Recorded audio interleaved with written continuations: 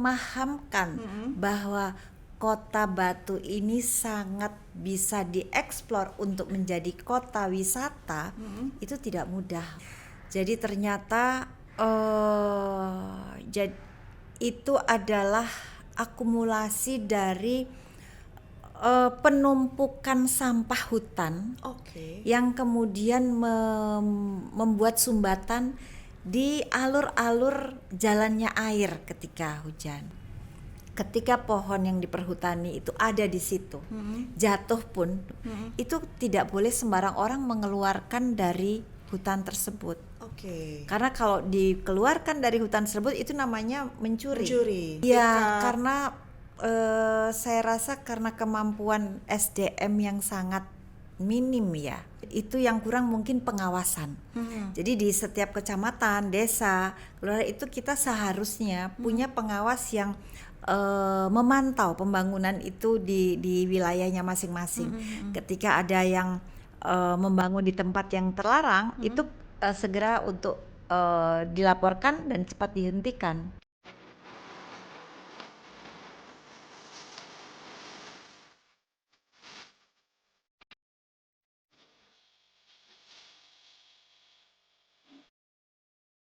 Assalamualaikum Ibu, apa kabar? Waalaikumsalam Mbak Kome, alhamdulillah, alhamdulillah. Cantik sekali.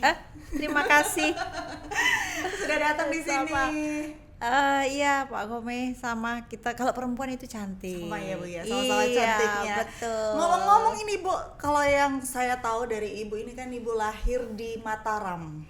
Asli Ampenan Mataram? tempatnya, ya di Ampenan, NTB Mataram. kebetulan di salah satu kecamatan. Kalau Mataram itu ibu kotanya, ini di Ampenan. Emang asli orang Ampenan? Bukan. Kebetulan bapak saya tugas di sana. Karena kebetulan saya juga keluarganya banyak yang di sana Bu.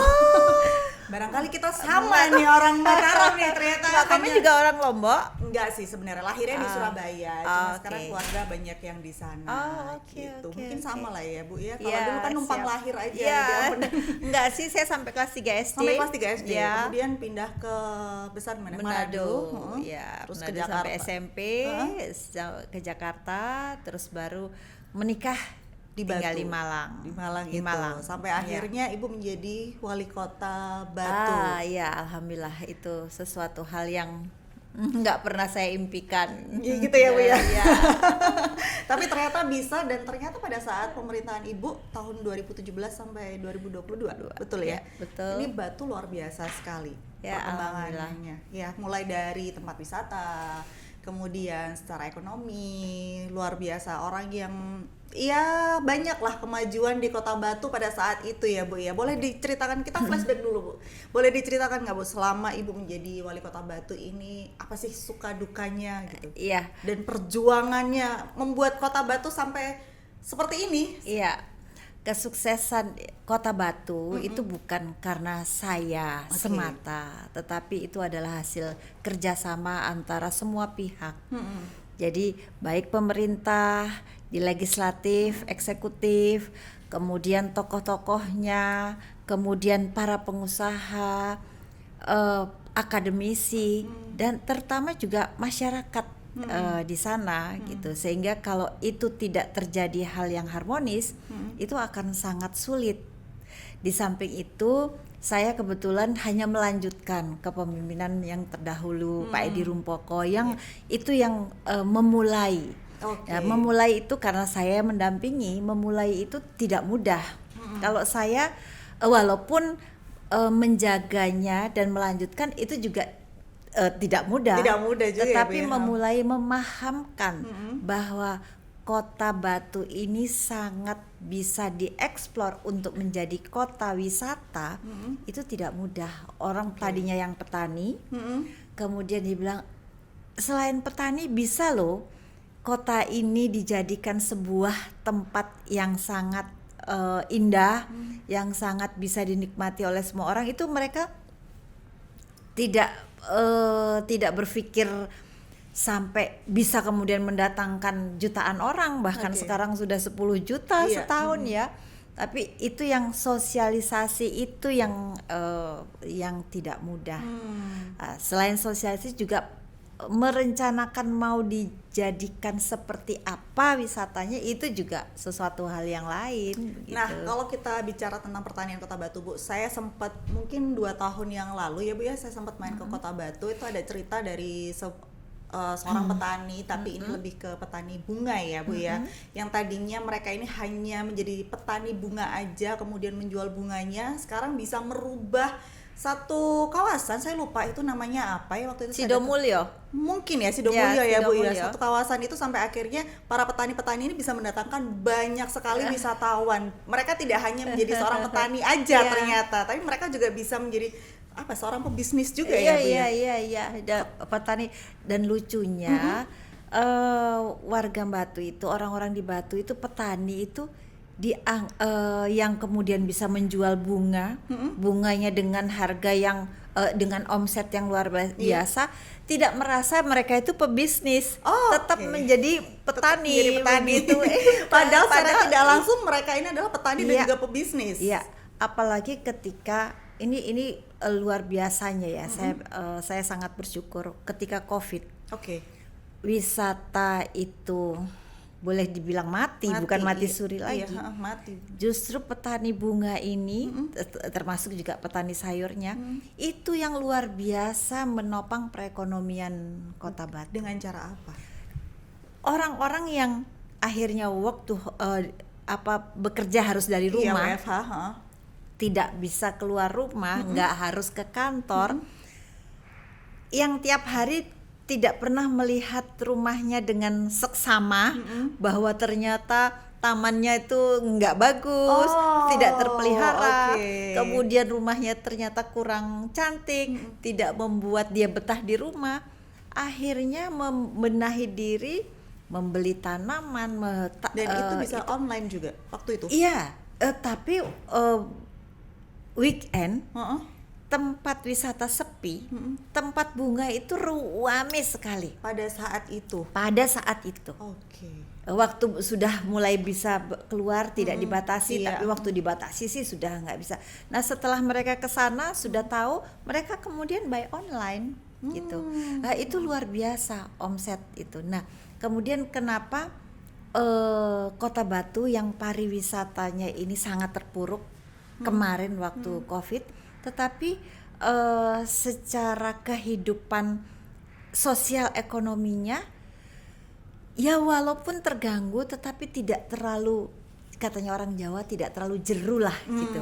Iya, jatuhnya nggak terlalu dalam. Karena gitu, dasarnya mereka semua itu tadinya petani. Iya. Kemudian ada hal yang sesuatu yang baru di pariwisata, mereka ikut di dalam bisnis itu. Tetapi ketika pariwisatanya itu ada masalah, ada gangguan di COVID, mereka kembali lagi menjadi petani. Jadi basicnya itu. Jadi alhamdulillah ketika dibuka sedikit sudah langsung mulai naik lagi. Jadi beda dengan Bali gitu kan, lama sekali dia terpuruknya. Iya. Nah, Kota Batu enggak, karena itu tadi petani tadi ketika wisatanya ini mereka bergiat di situ. Itu baik jual UMKM-nya, oleh-oleh dan segalanya, termasuk restonya, termasuk homestay-nya, penginapan. Tapi ketika tidak ada ya jadi petani lagi. Berarti Batu tanpa Dewanti Rumpoko apa kabar begitu ya Bu? Enggak lah. Ini kan waktu masa pemimpinannya Ibu ya, kebetulan pada saat COVID itu kan. Iya, itu luar biasa, 2 tahun setengah, hampir 3 yang luar biasa. Tapi alhamdulillah kita bisa melaluinya dengan Iya. Dan sampai sekarang Sidomulyo masih semakin berkembang Ibu? Oh iya, semakin berkembang dan saya bersyukur sekali dampak dari COVID itu Sidomulyo, teman-teman petani itu akhirnya semakin terkenal karena banyak yang online. Jadi tidak perlu lagi perlu lagi harus ke sana, dan mereka sudah tahu kualitas dari tanaman yang ada di Batu. Jadi mereka sudah punya jaringan yang luar biasa. Jadi nggak cuma kita mendapatkan dampak negatifnya aja ya Bu ya, dari COVID ya Bu ya. Karena memang Sidomulyo sudah ada sebelum COVID, dan mereka ini sudah diajarkan bagaimana cara berbisnis selain menjadi seorang petani. Jadi ketika ada COVID, kemudian apa waktu itu namanya social distancing ya, nggak boleh ketemu banyak orang, bahkan harus di rumah segala macam. Mereka udah nggak apa-apa, ini udah ada nih modalnya, tinggal walaupun dijual sehari online 2 aja. hari shock sih, tapi habis itu Luar biasa. Itu kalau kita lihat Batu dari sisi pertaniannya, kemudian dari sisi pariwisatanya, ini kan otomatis banyak ya, banyak Ibu. Kalau saya lihat perkembangan pariwisata di Batu juga cukup pesat. Kemudian villa-villa di Batu juga banyak sekali. Nah ini gimana Bu? Boleh diceritakan sedikit? Iya, sebelumnya mungkin saya perlu menyampaikan bahwa luas kota Batu dengan kota Malang itu hampir sama. Oke. Lebih luas sedikit kota Batu. Tetapi ini ada tetapinya. Apa ini? Kalau di kota Malang itu semua bisa terbangun dengan tidak ada masalah. Oke. Karena datarannya relatif datar. Nah, kalau kota Batu dari 100% luas wilayah yang hampir 200 km persegi, itu 60% itu hutan. Oke. Jadi yang hanya bisa dieksplor itu 40%. Hanya 40% aja. Nah, di 40% itu yang dataran yang rata itu sedikit sekali. Yang lain itu tebing-tebing ya bisa dilihat lah. Apalagi kalau sudah ke Sumber Brantas ya, ke Torongrejo itu sudah nah, ini yang kemudian menjadi sebuah persoalan yang harus betul-betul dijadikan perhatian. Oke. Karena apapun 40% itu ada yang tanah yang memang bisa dibangun, tetapi ada yang bahaya untuk dibakar di perengan, di pinggir sungai dan segala macam. Nah, untuk itulah RT RW di situ harus betul-betul strict untuk menerapkan itu agar supaya situasi kondisi kota Batu yang adem itu hijau itu terus terjaga. Jadi memang kalau kita mencoba membandingkan Batu dan juga Malang begitu ya Bu ya, dari 100% lahan di kota Batu dan di kota Malang, ternyata yang ada di Batu ini hanya 40% saja yang bisa dikembangkan. Betul. Untuk pembangunan apapun itu, tempat pariwisata maupun pemukiman, villa atau apapun itu. Sementara kalau Malang ini rata-rata relatif bisa dikembangkan semuanya. Nah, dari 40% yang hanya 40% yang bisa dikembangkan ini, pada saat Ibu menjadi wali kota Batu, apa sih Bu kendalanya? Apakah ternyata banyak nih investor yang melanggar? Begini Mbak, sebetulnya kalau yang terakhir-akhir ini boleh dibilang untuk investor yang melanggar itu pasti akan berpikir. Tetapi sebelum kota Batu ini menjadi kota sendiri, itu sudah banyak bangunan-bangunan yang tadinya sebetulnya itu lahan hijau itu sudah ada. Oke. Itu yang harus diatur kembali dengan baik. Nah, kalaupun ada yang sebetulnya itu tadinya harusnya lahan hijau tetapi sudah menjadi sebuah perkampungan, itu memang harus dirubah apapun, dan itu tidak apa-apa dirubah selama 5 tahun sekali. Tetapi dengan satu syarat, itu memang layak, jadi tidak membahayakan bagi pengguna. Harus memperhatikan amdalnya ya. Iya, betul. Itu yang penting seperti itu. Sehingga ya kalau umpamanya ada investor yang mau ke kota Batu, itu betul-betul harus melihat apa sih lahannya ini, peruntukannya. Kalau umpamanya hijau, kalau ini lebih baik tidak usah, karena kita biar sama-sama menjaga lingkungan seperti itu. Karena dampaknya ketika kita tidak mentaati itu akan rugi ke masyarakat sendiri gitu. Kita dampaknya ke kita masyarakat sekitar Batu akan juga ada ya, banjir, ada akan tanah longsor dan sebagainya. Nah, kalau kita bicara tentang dampak Ibu ya, kalau di masa kepemimpinan Ibu ini selain kesuksesan dan juga perkembangan kota Batu yang luar biasa sekali, juga pasti ada masalah-masalah terutama tentang lingkungan. Mulai dari krisis air bersih ya, terus kemudian ada banjir. Krisis air bersih ini pun juga sebenarnya salah satu dampak dari pembangunan yang tidak memperhatikan AMDAL tadi itu, bukan sih Bu? Iya, antara lain gitu. Ya. Nah, Tapi sebetulnya begini, memang di Batu itu ada daerah yang punya sumber air banyak, tapi ada juga yang tidak punya. Oke. Gitu. Yang daerah atas itu kebanyakan malah justru susah gitu.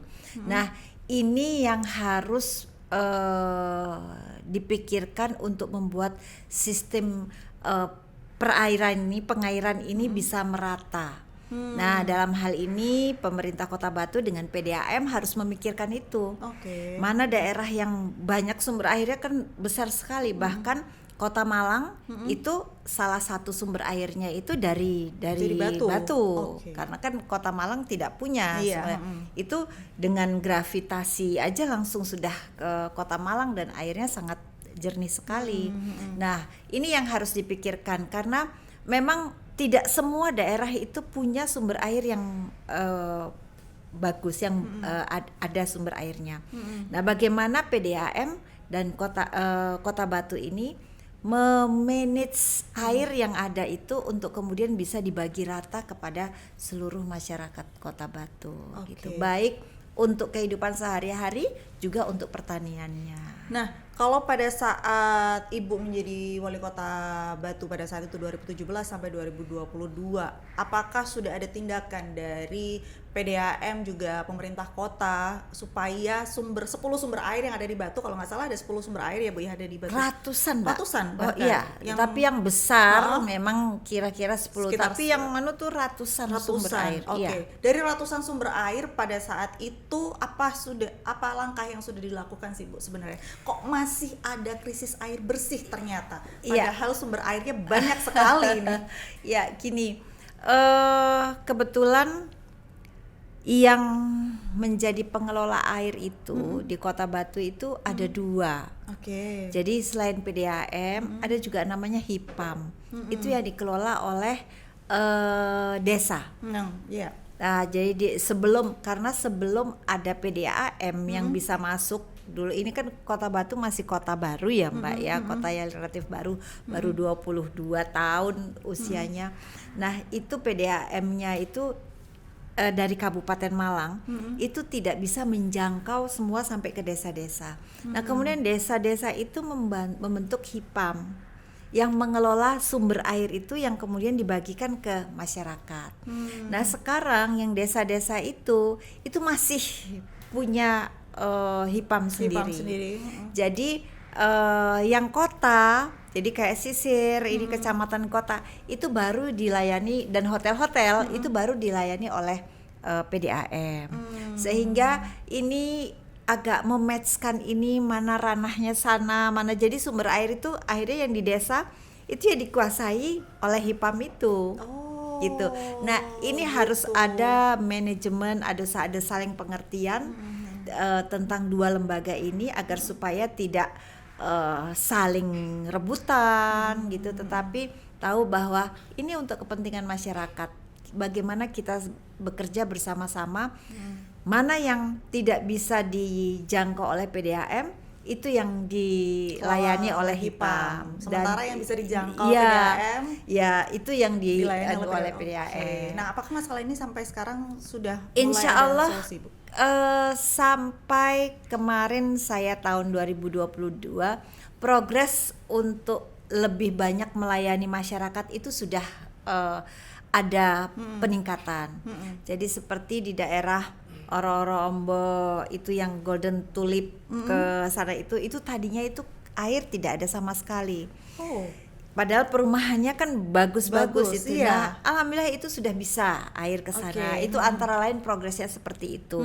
Dan masih banyak lagi yang saya secara detail tidak belum ada datanya gitu. Jadi untuk masalah krisis air bersih ini sudah mulai teratasi begitu ya Bu ya. Siap. Di tahun 2025 ini. Nah, kalau kita flashback lagi pada saat Ibu menjadi wali kota Batu ya Bu ya, selain ada krisis air bersih, kemudian juga pembangunan tadi, ini ada salah satu momen yang mungkin diingat oleh masyarakat Batu itu adalah banjir di tahun 2022 di Bumi Aji. Yang cukup besar. Ini banjir bandang. Yang sebelumnya tidak pernah terjadi. Kemudian tiba-tiba ada banjir tahun itu? Kenapa? Ada apa dan akhirnya bagaimana? Ya, waktu itu saya sempat dengan BPBD dan juga dengan Basarnas. Saya diajak naik helikopter untuk melihat itu. Jadi ternyata itu adalah akumulasi dari penumpukan sampah hutan yang kemudian membuat sumbatan di alur-alur jalannya air ketika hujan. Nah, sumbatan itu sumbatan apa aja gitu ya? Selain sampah-sampah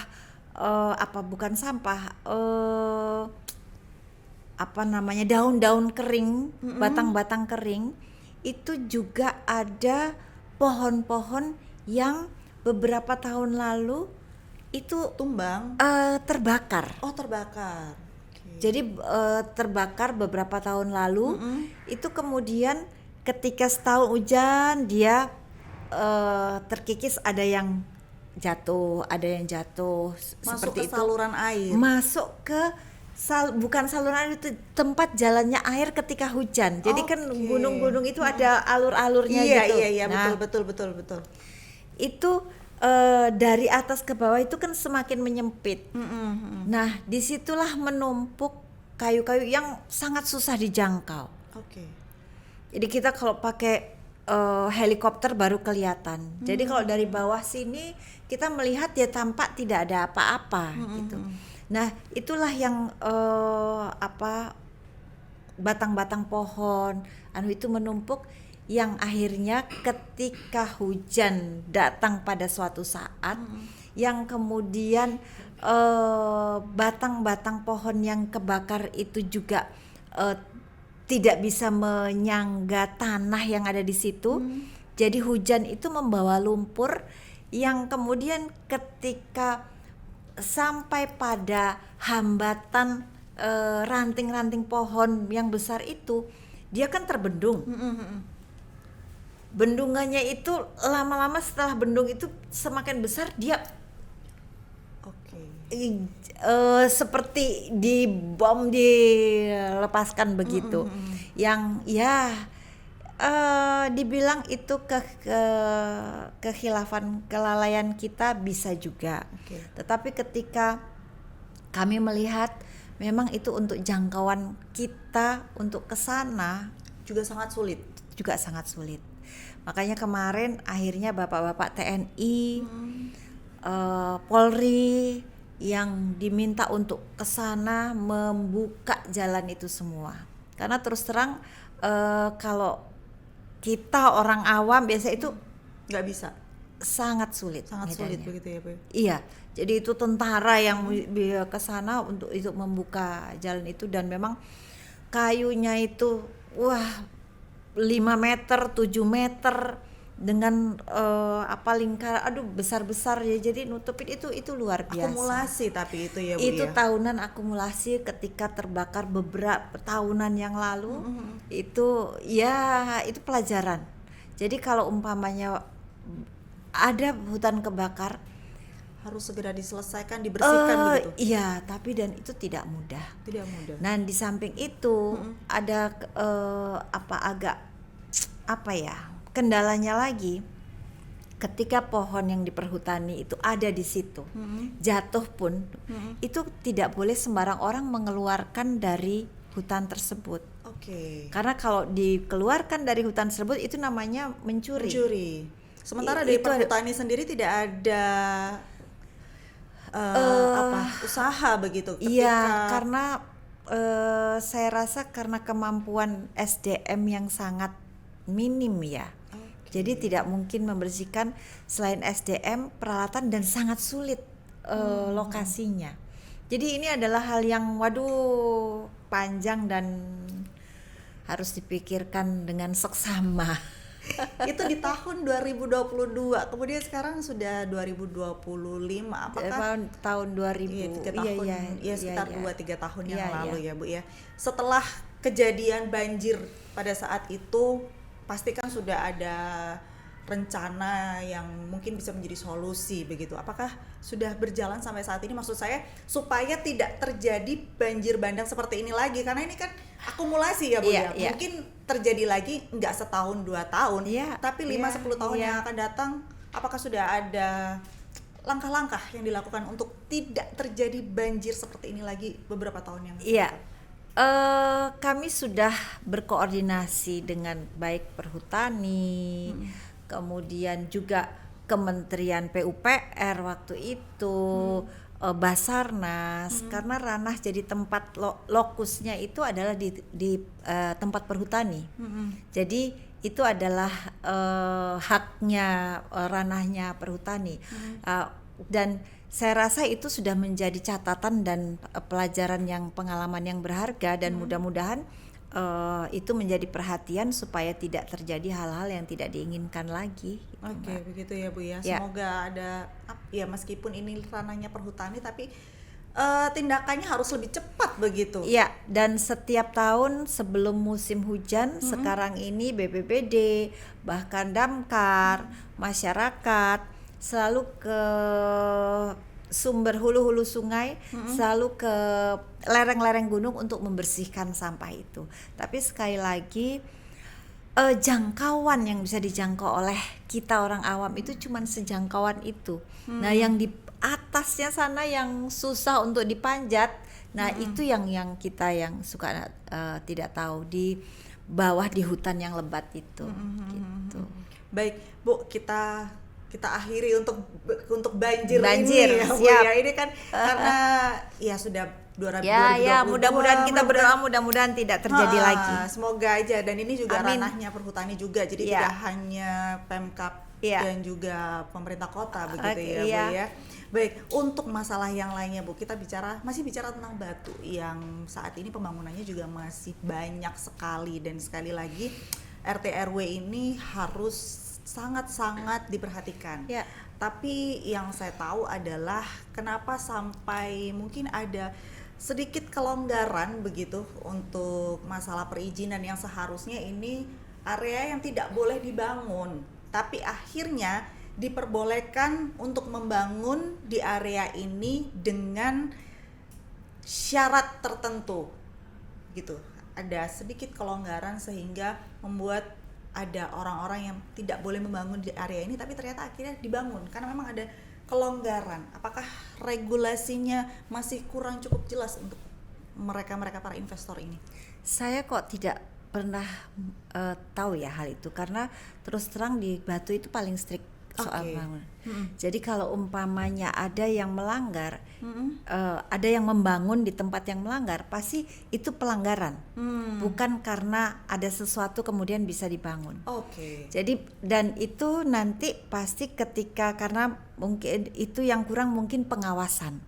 Jadi di setiap kecamatan, desa, kelurahan itu kita seharusnya punya pengawas yang memantau pembangunan itu di wilayahnya masing-masing. Ketika ada yang membangun di tempat yang terlarang, itu segera untuk dilaporkan dan cepat dihentikan gitu. Nah, tapi kalau umpamanya ada sampai sudah membangun di tempat terlarang, itu hanya tunggu waktunya saja, nanti pasti akan harus melakukan hal-hal yang seharusnya dilakukan atau dibongkar dan sebagainya gitu. Sepengetahuan saya seperti itu. Baik, kalau untuk Malang sendiri bagaimana Ibu? Begini, saya belum paham betul untuk Malang, tetapi saya banyak sekali melihat ini bukan Malang kota, kabupaten atau Batu, tapi Malang Raya. Ini banyak pengembang yang menjual kafling, tapi sebetulnya dia belum punya kafling, itu satu. Jadi dia menjual tanah ini taunya karena ada beberapa teman saya yang ternyata sudah membeli dan zong gitu. Itu belum, nggak ada tanahnya di mana. Kedua, ada tanahnya, ternyata tanah tersebut tidak peruntukannya untuk perumahan. Jadi dijual, ini kafenya. Nah, pembeli tidak tahu bahwa tanah tersebut itu di situ tidak diperuntukkan untuk perumahan. Nah, hal-hal tersebutlah yang harusnya sebagai konsumen itu harus waspada.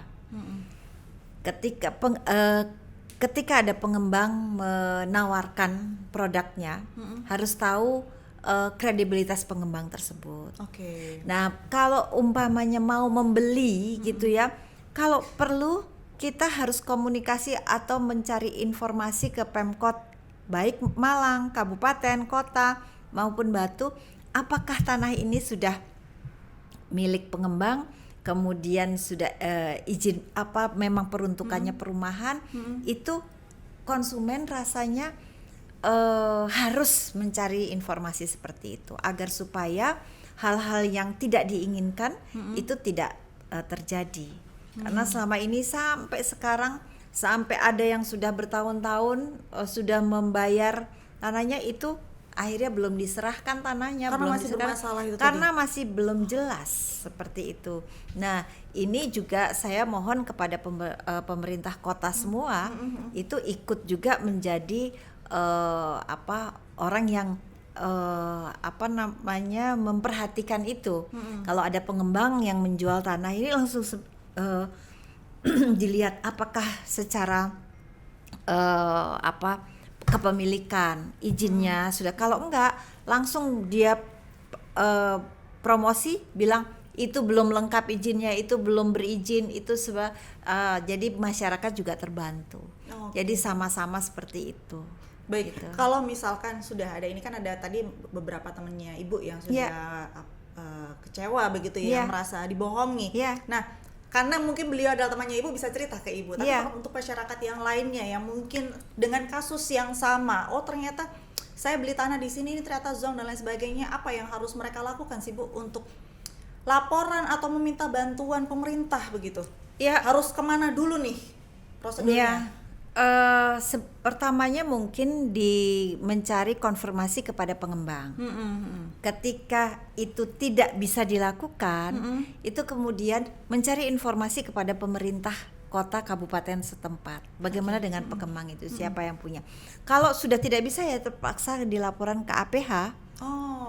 Ya, itu adalah pembohongan, apalagi ketika dia sudah memberikan sejumlah uang, kan sudah bertransaksi ya Bu, ya, itu penipuan. Gitu. Baik, semoga nggak ada lagi nih Bu ya. Tapi memang kadang-kadang orang ketika murah, ketika itu sebanyak apa sih Bu sebenarnya oknum-oknum yang seperti ini? Mungkin tidak hanya di Malang Raya atau di Batu aja, di beberapa tempat wisata lainnya di Jawa Timur ini kan banyak sekali tempat wisata, nggak cuma Batu atau Malang begitu ya Bu ya, mungkin di dataran tinggi lainnya di Jawa Timur. Nggak hanya di tempat wisata, kalau perumahan itu di semua tempat, Mbak. Semua tempat. Jadi begini, tapi yang jelas sebetulnya developer yang benar itu banyak developer yang bagus. Makanya kalau umpamanya mau membeli di perumahan, mungkin bisa kontak REI-nya. Organisasi Real Estate Indonesia. Apakah mereka itu tergabung dalam situ? Ketika sudah di REI, otomatis ada jaminan lah dia tidak berani untuk melakukan hal-hal yang tidak bagus begitu. Nah, tapi ini yang melakukan ini kan memang orang yang punya tujuan untuk menipu. Iya, betul. Jadi bukan developer beneran, tapi mengemas dirinya sebagai developer gitu. Nah, ini juga yang harus hati-hati. Dan saya juga minta ke REI. Jadi kalau umpamanya ada pengembang yang itu bukan anggota REI, coba bukan hanya membesarkan tapi juga sebagai Satpol PP-nya developer lah. Jadi kita saling bekerja sama untuk membantu. Baik. Gitu. Nah, Bu, kalau kita bicara tentang tempat pariwisata di Jawa Timur ya Bu ya, tidak hanya Malang dan Batu. Kebanyakan tempat pariwisata di Jawa Timur, terutama di dataran tinggi, itu kan pasti akan ada pembangunan demi meningkatkan wisatawan untuk datang ke sana. Apapun itu bentuk pembangunannya, entah tempat wisata baru atau villa baru. Nah, ini bagaimana caranya supaya tempat-tempat wisata seperti ini tidak ada pelanggaran pembangunan seperti yang mungkin terjadi di Batu atau di Malang begitu? Ya satu supaya pemerintah masif dan nggak ngawur gitu. Iya, pemerintah kotanya harus punya tim yang setiap hari melakukan tugasnya memeriksa situasi kondisi. Oke. Ketika sudah lahan hijau, dia kan sudah punya tahu lahan hijau itu di sini. Ketika itu sudah langsung tahu pembangunan itu kan terlihat. Nah, ketika tim satgasnya ini keliling kerja, itu pasti ketika dia baru mulai menaruh pasir saja, menaruh batu saja di lahan hijau, itu sudah langsung dicegah, bisa dicegah. Jadi intinya ya keaktifan dari satgas pembangunan ini, Mbak. Iya, supaya Gitu. tidak ada pembangunan yang masif dan ngawur begitu ya, Bu ya. Betul. Tapi sejauh ini selama yang Ibu tahu aja deh di Jawa Timur, sudah adakah pembangunan seperti itu dan apakah sudah ada tindakan dari pemerintah kota atau kabupaten? Pernah dulu di Batu, pernah ada sebuah tempat, bukan tempat wisata, yang melanggar sepadan jalan, melanggar gitu, itu akhirnya dibongkar, Mbak. Akhirnya dibongkar. Ya, akhirnya itu dibongkar. Makanya saya rasa marilah kita sama-sama mentaati aturan, regulasi, agar supaya kita sama-sama tidak dirugikan. Oke. Gitu. Itu aja intinya. Karena siapapun yang melanggar pasti dia bukan merugikan hanya orang lain, tapi nanti dirinya sendiri pun akan rugi. Gitu. Apa sih Bu yang sebenarnya membuat mungkin para oknum yang melanggar regulasi ini akhirnya adalah melanggar? Apakah regulasinya mungkin terlalu sulit atau bagaimana? Enggak, kalau regulasi itu kan ya memang untuk ditaati, bukan terlalu sulit. Tapi ketika umpamanya lahan hijau, lahan yang tidak boleh, itu tempatnya itu sangat indah, sangat punya. Nah, itu akan mengusik. Membuat orang sesuatu, waduh ini kalau jadi itu hal-hal seperti itu gitu, jadi Mbak. apa lebih ke egonya masing-masing begitu ya Bu ya. Betul. Agak susah berarti ya kalau enggak juga, kalau kita paham bahwa aturan ini demi kebaikan, insya Allah itu tidak. Tapi kalau orang tidak mempunyai pemikiran ini, bahkan mohon maaf serakah, nah itu yang menjadi masalah. susah kalau udah berurusan dengan orang-orang serakah ini ya Bu ya. Tapi Bu, kalau misalkan kita bicara tentang regulasi pembangunan ya RT RW ini tadi ya Bu ya, di Jawa Timur sendiri bagaimana menurut pendapat Ibu, apakah saat ini lahan-lahan yang seperti di Batu tadi 40% yang hanya bisa dikembangkan, kemudian 60% ini benar-benar tidak bisa dikembangkan gitu. Apakah emang 60% ini udah saklek nih Bu, benar-benar nggak bisa diapa-apain nih, atau mungkin nanti seiring berjalannya waktu ada caranya ini ternyata? Itu setiap 5 tahun akan ada revisi, akan ada perbaikan. Dan perbaikan itu perubahan. Perbaikan atau perubahan itu sangat tergantung dari situasi kondisi masyarakat alam juga. Gitu. Jadi tidak sembarangan untuk bisa dirubah seperti itu, Mbak.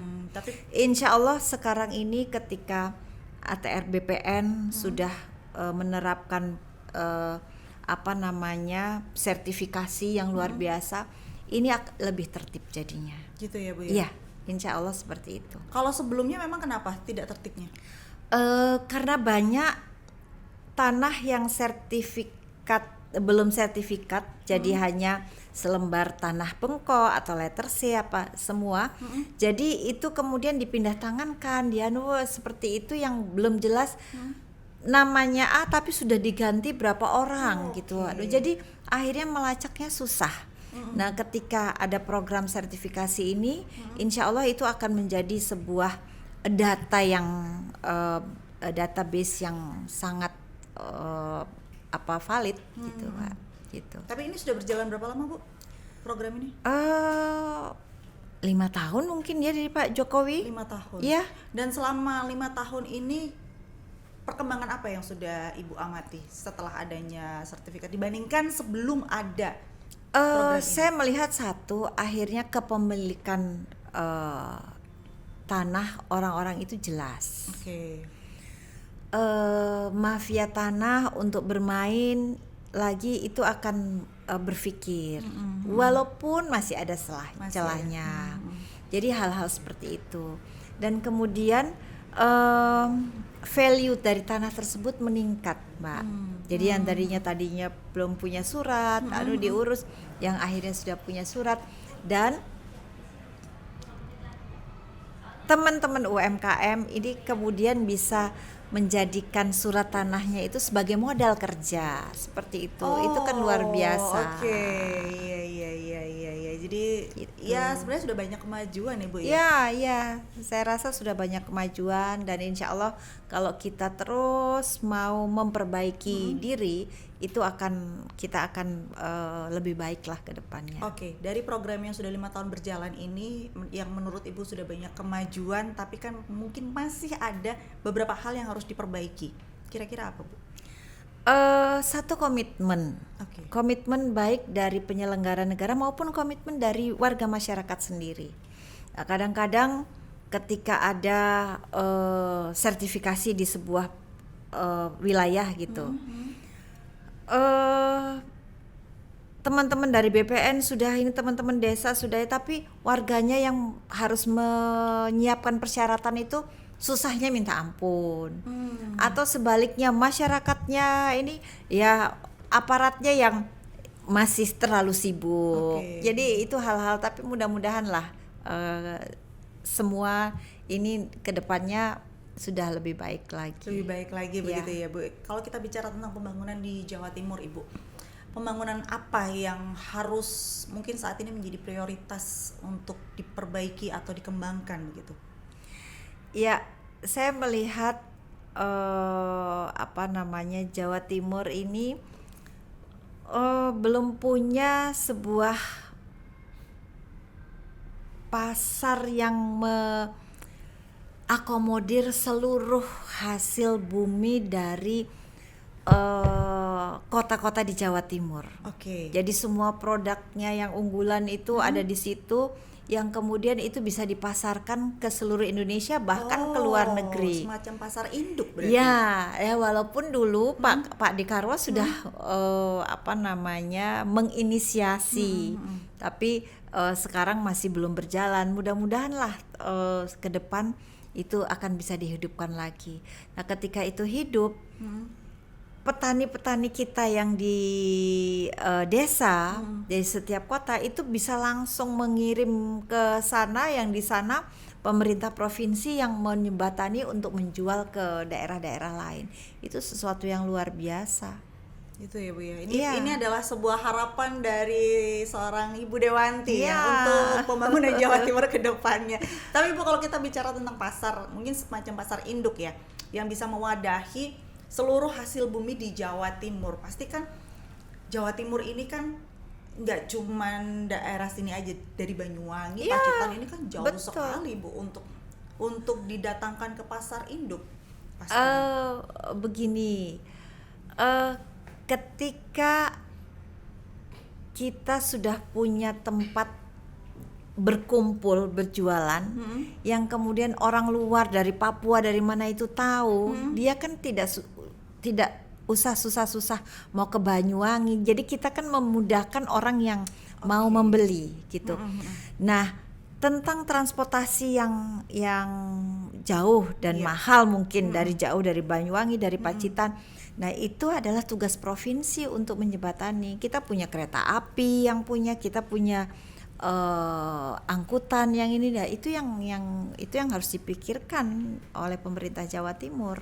Gitu. Ini PR baru ini buat pemerintah Jawa Timur ini berarti ya Bu ya. Ya, dan kalau itu bisa, itu luar biasa. Kira-kira di mana Bu kalau misalkan ada pasar induk gitu? Di mana tempat yang yang bagus mungkin menurut Ibu, yang lebih gampang dijangkau oleh para wisatawan?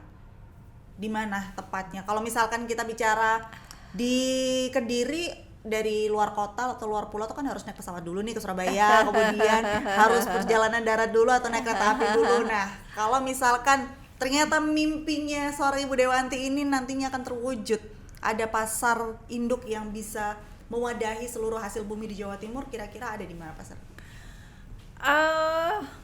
Mungkin justru di Surabaya, ya, Bu, ya harusnya. Karena dan gampang ya, Bu, iya, ya.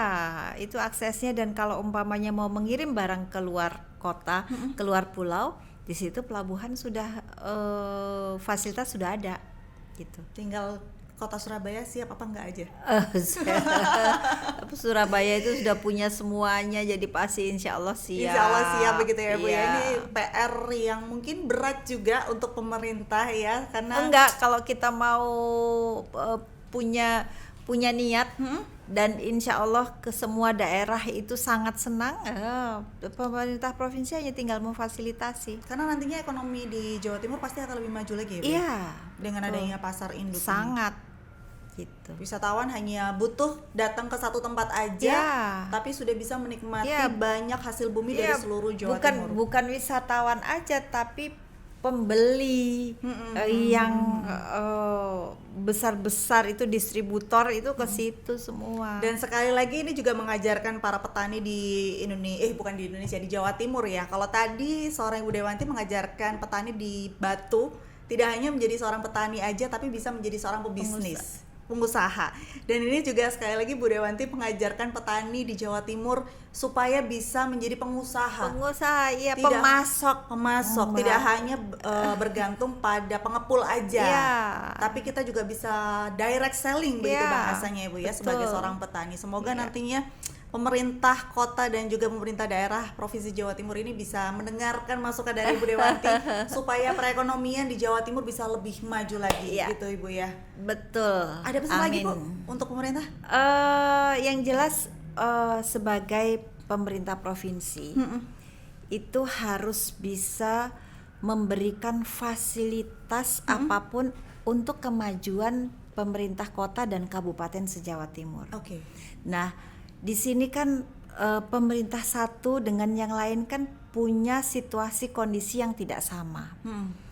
Ada yang banyak penduduknya, ada yang sedikit penduduknya, ada yang surplus, ada yang subur tanahnya di bidang pertanian, ada yang tidak, ada yang di perikanan, itu harus bisa Provinsi Jawa Timur itu mengemas supaya menjadi sebuah kolaborasi yang bagus, gitu. Dan bisa akhirnya mengentas kemiskinan dan sebagainya. Betul. Gitu, Mbak. Terima kasih Ibu waktunya. Nanti kalau ada waktu lagi Ibu saya undang lagi. Siap. Boleh ya Bu ya? Kita dengan ngobrol, senang hati. Kita ngobrol masalah yang lainnya ya, gitu. Siap dengan senang hati. Baik, terima kasih Ibu. Assalamualaikum warahmatullahi wabarakatuh. Waalaikumsalam warahmatullahi wabarakatuh.